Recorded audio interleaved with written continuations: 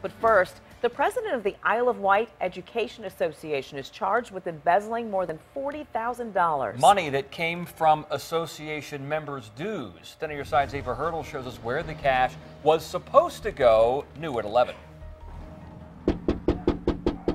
A knock at the door and the woman answering said she was Stephanie Bailey, and then she declined comment.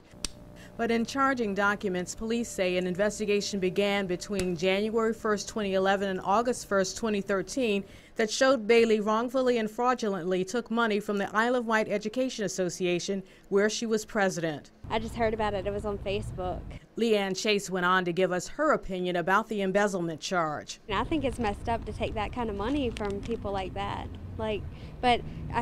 People are saying she gave it for a good cause, but still you're taking money. She could have just done like a fundraiser or something. Bailey is a former school nurse, most recently at Windsor High School. Police say she allegedly embezzled $43,248. She stated she used the money for her the benefit of the Education Association as well as the community. She helped some of the homeless people out, helped some of the teachers out who needed money and some things like that. However, she's unable to provide receipts or statements to the fact of this money being missing. John O'Neill with the Virginia Education Association said in a prepared statement, quote, "The VEA initiated an internal inquiry last fall that led to the subsequent investigation by the Smithfield Police. We have fully cooperated with their investigation."